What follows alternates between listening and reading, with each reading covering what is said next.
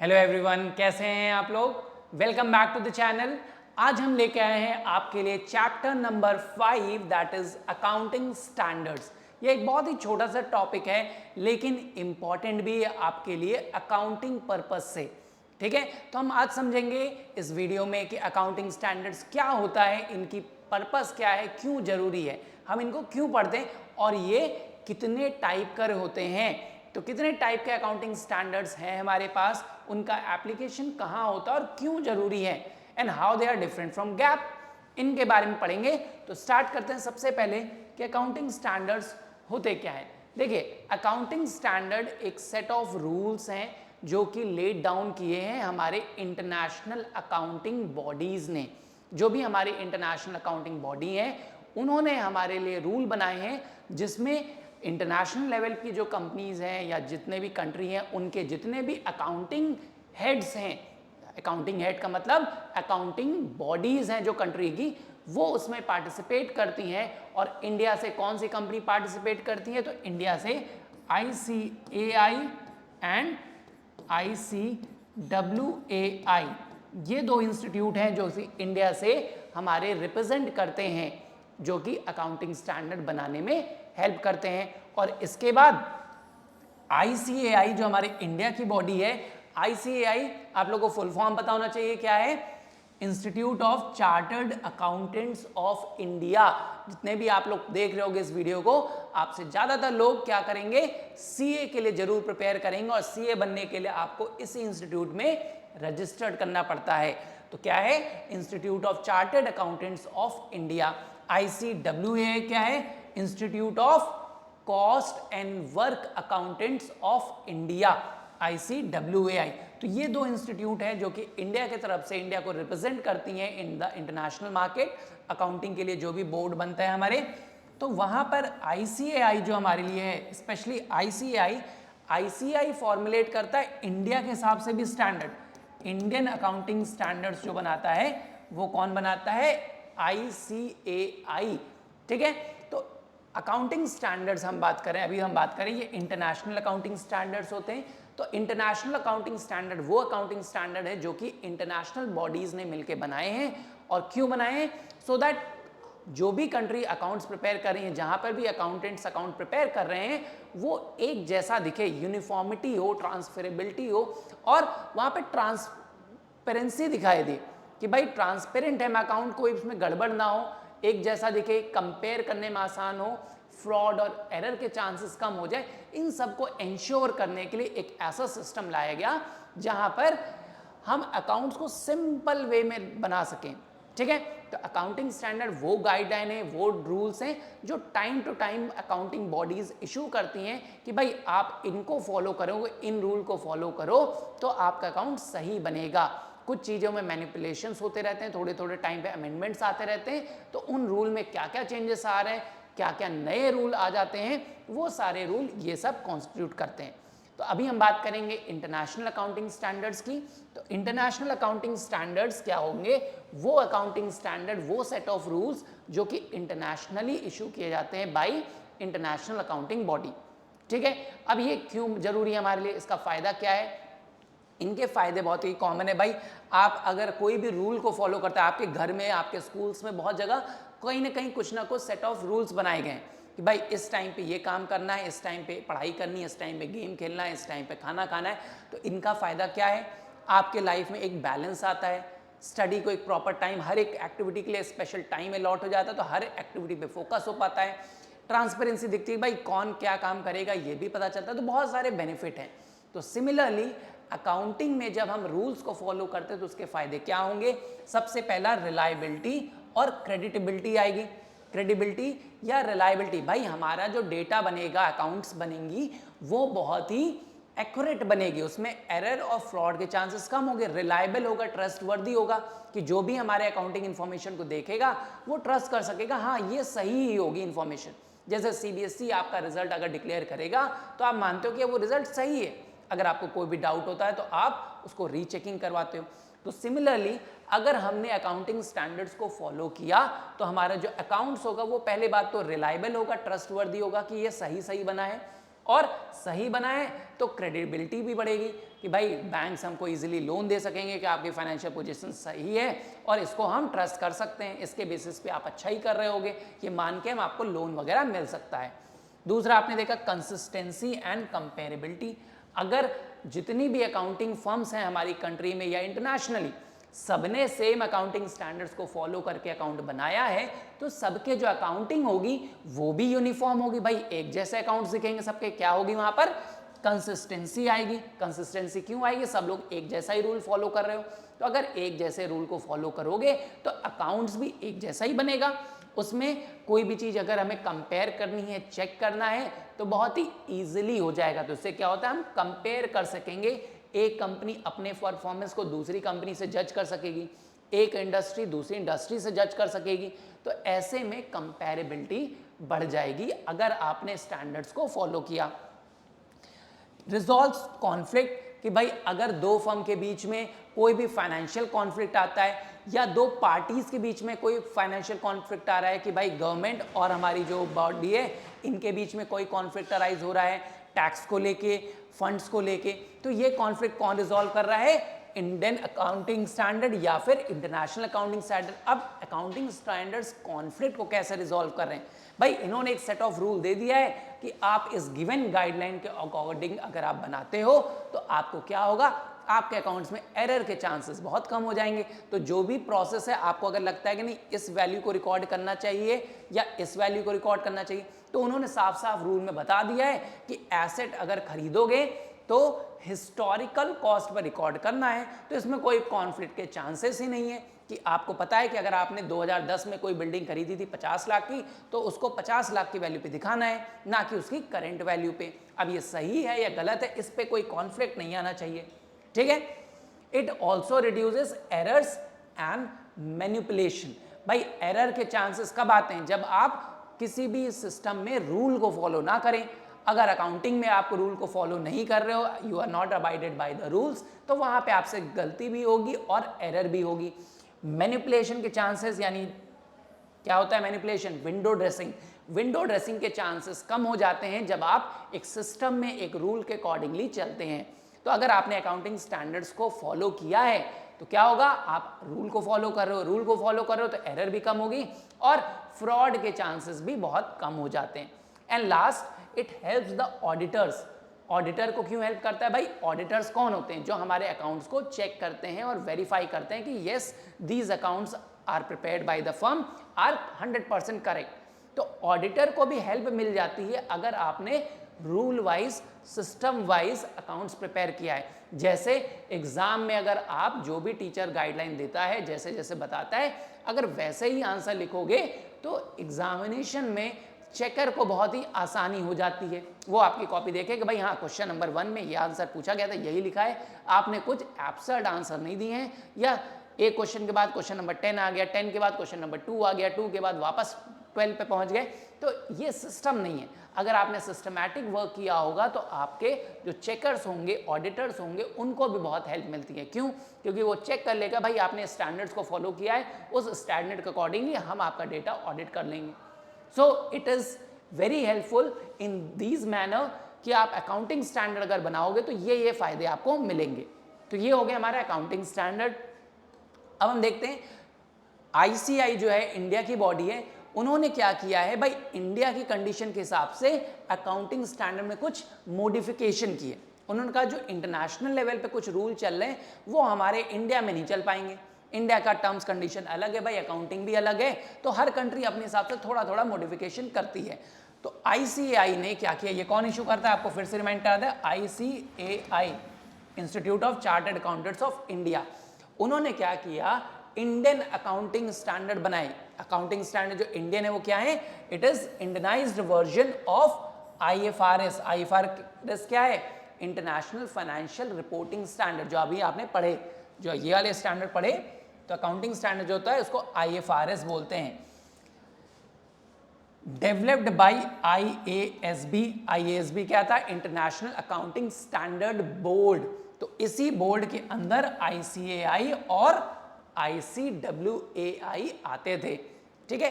तो जो IASB में IFRS डेवलप किए गए थे, जो अकाउंटिंग स्टैंडर्ड बोर्ड्स ने, इंटरनेशनल अकाउंटिंग स्टैंडर्ड बोर्ड ने जितने भी इंटरनेशनल फाइनेंशियल रिपोर्टिंग स्टैंडर्ड बनाए थे उसी को मॉडिफाई करके इंडियन वर्जन ले आए, तो वो क्या कहलाते हैं? Indian accounting standard. जैसे चाइनीज फूड इन इंडिया, जो एक्चुअल चाइनीज फूड है वो इंडिया में अलग है और चाइना में आप जाओगे तो बिल्कुल अलग है। तो इंडिया वालों ने क्या किया, उसको चाइनीज वर्जन बना दिया, उसमें वेजिटेबल भी डाल दी। जैसे मैगी, सिंपल मैगी को अब चीज़ मैगी और पुलाव मैगी, सब टाइप की मैगी बन रही है। तो ऐसे ही उन्होंने क्या किया है, इंडियनाइज्ड वर्जन ले आए हैं अकाउंटिंग, इंटरनेशनल अकाउंटिंग स्टैंडर्ड का। अब इसका फायदा क्या मिलेगा भाई, अपने हिसाब से आप मॉडिफाई करोगे तो आपको कुछ तो फायदा मिलेगा। क्या फायदा मिलेगा? Suitable for Indian condition. Indian condition यानी इंडिया में जो अकाउंटिंग होती है वो बहुत ही डिफरेंट है than accounting in other countries. So Indian accounting standard suit करेगा इंडियन कंडीशन में आपको अकाउंटिंग बनाने में, कि भाई इंडिया का अकाउंटिंग ईयर आपका मार्च और अप्रैल में चलता है, वेर एज अदर कंट्रीज बहुत सारी जहाँ पे अकाउंटिंग स्टैंडर्ड आपका जो फॉलो कर रहा है, अकाउंटिंग पीरियड को कौन सा फॉलो कर रहा है, वो कैलेंडर ईयर को फॉलो कर रहा है, 1 जनवरी टू 31 दिसंबर। ऐसे में आप अकाउंटिंग स्टैंडर्ड इंडियन कंपनी के हिसाब से फॉलो करोगे तो आपको अकाउंटिंग स्टैंडर्ड में थोड़ा सा मॉडिफिकेशन करना पड़ा। और उन्होंने क्या किया कि भाई जो इंडिया का अकाउंटिंग स्टैंडर्ड है वो इंडिया के हिसाब से डेवलप कर दिए, कि इंडिया में अकाउंटिंग कंडीशन क्या है कि हम फॉलो करते हैं अकाउंटिंग पीरियड अप्रैल से लेकर मार्च के बीच में, 31 मार्च, 1 अप्रैल से 31 मार्च, तो इसके अकॉर्डिंग अकाउंटिंग स्टैंडर्ड बनाए। तो पहला फायदा ये मिलेगा। ब्रिंग्स यूनिफॉर्मिटी, भाई यूनिफॉर्मिटी आएगी कि इंडिया में जितनी भी फर्म्स हैं वो क्या फॉलो करेंगी, इंडियन अकाउंटिंग स्टैंडर्ड फॉलो करेंगी, तो सबका जो अकाउंट बनेगा वो यूनिफॉर्म और सेम बनेगा। अगर सेम अकाउंट्स फॉलो कर रहे हैं, यूनिफॉर्मिटी होगी, तो उससे क्या फायदा मिलेगा? यूनिफॉर्मिटी का फायदा क्या होता है? कंपेरेबिलिटी, कंपेरेबिलिटी मिलेगी, कंसिस्टेंसी आएगी अकाउंट में, तो कंसिस्टेंसी और कंपेरेबिलिटी आ जाएगी। कंपेरेबिलिटी से आप कंपटीशन को बीट कर सकते हो और जज कर सकते हो अपनी परफॉर्मेंस, कि भाई लास्ट ईयर के कंपैरिजन में हमारी परफॉर्मेंस अपग्रेड हुई कि नहीं, या फिर अपने कॉम्पिटिटर से आप जज कर सकते हो कि आपकी परफॉर्मेंस इंप्रूव हो रही है या नहीं हो रही। तो अगर आपने इंडियन अकाउंटिंग स्टैंडर्ड को फॉलो किया, यानी इंडिया में जितनी भी कंपनीज होंगी अगर वो इंडियन अकाउंटिंग स्टैंडर्ड को फॉलो कर रही हैं तो यूनिफॉर्मिटी होगी सभी के अकाउंट्स में। इसके अलावा अभी आपने पढ़ा था एरर एंड फ्रॉड या मैनिपुलेशन के चांसेस बहुत कम हो जाते हैं जब आप गिवन अकाउंटिंग स्टैंडर्ड को यानी गिवन सेट ऑफ रूल्स को फॉलो करोगे। आपने अगर रूल को सिस्टमैटिकली फॉलो किया है, इंडियन अकाउंटिंग स्टैंडर्ड को फॉलो करोगे तो एरर फ्रॉड के चांसेस बहुत कम होंगे। और इट ऑल्सो हेल्प्स इन्वेस्टर, भाई इंडिया में जो इन्वेस्ट करने आएगा उसको अकाउंटिंग इंडिया के हिसाब से समझनी पड़ेगी, उसको देखना पड़ेगा भाई इंडिया जो अकाउंटिंग स्टैंडर्ड को फॉलो कर रहा है वो ज़्यादा सही होगा, ना कि जो हम इंटरनेशनल अकाउंटिंग स्टैंडर्ड। भाई एक कंट्री में जो इंडियन अकाउंटिंग स्टैंडर्ड होगा इंडिया में अगर वही अप्लाई हो तो ज़्यादा बेटर है। इंडिया में हम अमेरिकन अकाउंटिंग स्टैंडर्ड लगाएंगे तो हमारे अकाउंट्स थोड़ा सा ट्रस्टवर्दी कम रहेगा। इसलिए जो भी इन्वेस्टर आते हैं, फॉरेन इन्वेस्टर हो या इंडियन इन्वेस्टर, वो देखते हैं कि आपने अकाउंटिंग कौन सी फॉलो की है, इंडिया के रूल के हिसाब से बनाया है कि इंटरनेशनल रूल के हिसाब से बनाया है। तो अगर इंडियन अकाउंटिंग स्टैंडर्ड्स को आप फॉलो करके रूल के हिसाब से आप अकाउंट्स बनाते हो तो इन्वेस्टर्स ज़्यादा अट्रैक्ट होते हैं, क्योंकि उनको इंडिया में पैसा लगाना है तो अकाउंटिंग भी इंडिया के हिसाब से वो चेक करते हैं। तो ठीक है, तो हैं दोनों ही अकाउंटिंग स्टैंडर्ड हमारे पास, इंटरनेशनल भी है और इंडियन भी है, लेकिन इंडिया में हम ज़्यादातर क्या फॉलो करते हैं, इंडियन अकाउंटिंग स्टैंडर्ड्स। इसमें दूसरी चीज देखोगे, so how many accounting standards we have, तो हमारे पास इंटरनेशनल अकाउंटिंग स्टैंडर्ड्स आप चेक करोगे तो टोटल कितने हैं, 41।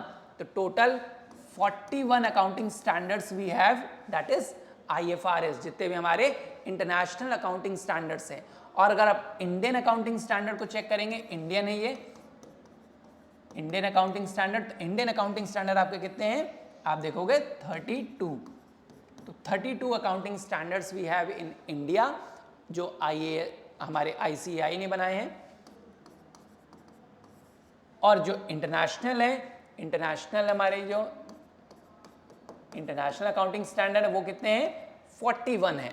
तो आप देखोगे हम इंडिया में फॉलो करते हैं तो इंडियन अकाउंटिंग स्टैंडर्ड को देखते हैं, जिसमें से आपके जो सबसे इंपॉर्टेंट है आप उनको याद रखिएगा कि अकाउंटिंग स्टैंडर्ड, जैसे आपने देखा 1 होता है AS1 disclosure of accounting policies, AS3 आपके लिए इंपॉर्टेंट है, कैश फ्लो स्टेटमेंट आप पढ़ते हो, फिर इसके बाद आपका जो ज़्यादातर यूज़ होगा वो आप देखोगे AS6 डेप्रीशिएशन को लेके हम करते हैं। वैसे सारे ही यूज़ होंगे, बट जो आपके सबसे ज़्यादा कॉमन है वो हम आपको दिखा दे रहे हैं। यहाँ पे कौन सा है, AS9 रेवेन्यू रिकॉग्निशन।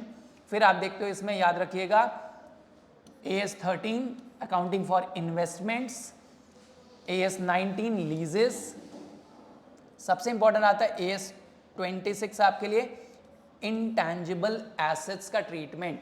टैक्स वगैरह आपके सिलेबस में नहीं होता, इसलिए इस AS को हम फॉलो नहीं करते। तो हमारे पास इतने सारे अकाउंटिंग स्टैंडर्ड जो आप रेगुलर बेसिस पे यूज करोगे।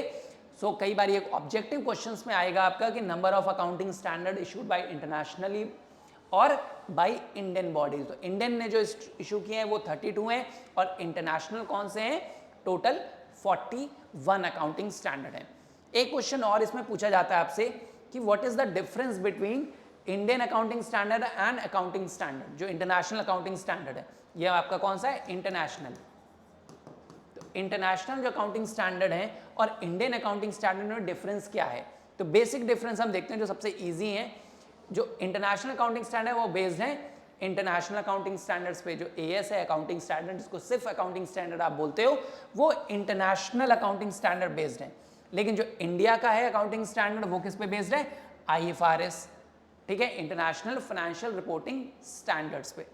दूसरा डिफरेंस बेसिक है कि जो अकाउंटिंग स्टैंडर्ड है वो रूल पे बेस्ड है कि भाई उन्होंने एक गिवन रूल दिया है, उसी रूल को फॉलो करना है। वेयरएज जो इंडियन अकाउंटिंग स्टैंडर्ड्स हैं ये प्रिंसिपल बेस्ड हैं, जहां पर आपने गैप पढ़ा था। अब गैप क्या होता था, ये भी कुछ प्रिंसिपल्स थे जो कि हम फॉलो करते थे, और अकाउंटिंग स्टैंडर्ड्स अलग सेट ऑफ रूल है।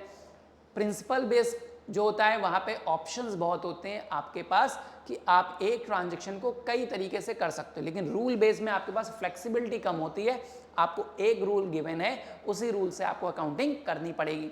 इसलिए अकाउंटिंग जो इंडिया में की गई वो प्रिंसिपल बेस्ड की गई, ना कि रूल बेस्ड की गई।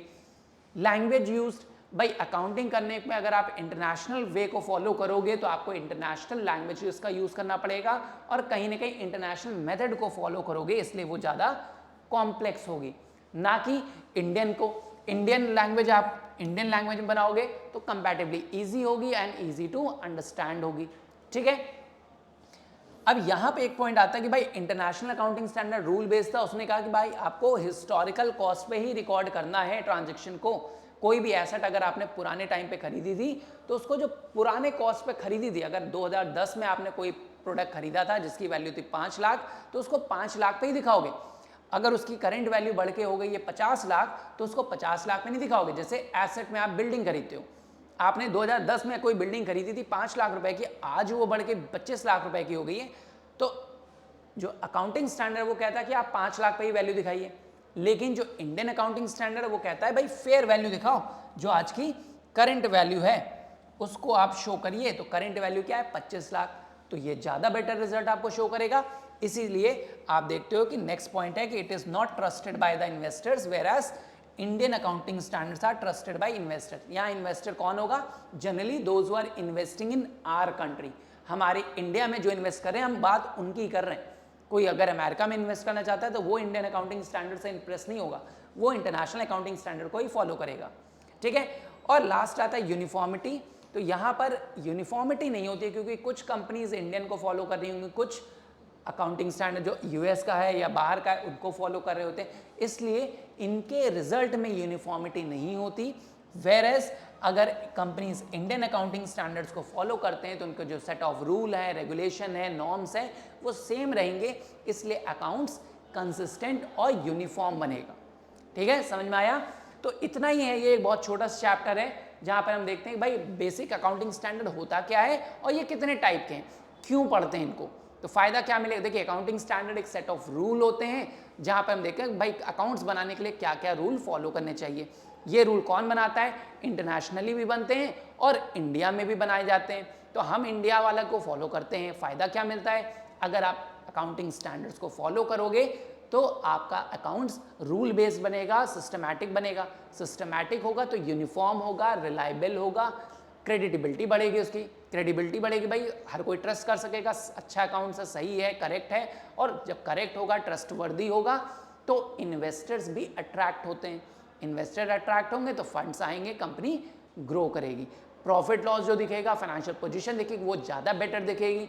इसलिए हम अकाउंटिंग स्टैंडर्ड्स को फॉलो करते हैं यूनिफॉर्मिटी के लिए, ट्रांसपेरेबिलिटी के लिए, है ना, ट्रांसपेरेंट रहे हमारा अकाउंट, ट्रांसपेरेंसी रहे, वहाँ पर कंसिस्टेंसी भी इंश्योर होती है कि भाई सेम मेथड को हम हर साल फॉलो करते रहें, जिससे ट्रस्ट डेवलप होगा, रिलायबिलिटी आएगी और इन्वेस्टर्स अट्रैक्ट होते हैं, ऑडिटर्स को भी हेल्प मिलती है।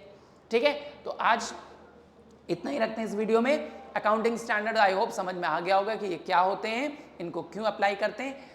जितने अकाउंटिंग स्टैंडर्ड्स हैं उनको याद रखिएगा, number of accounting standard total कितने हैं, और कुछ इंपॉर्टेंट अकाउंटिंग स्टैंडर्ड जो आपको मार्क किए थे उनको याद रखिएगा। That's all from this chapter, will meet again in the next chapter. Till then take care and bye bye.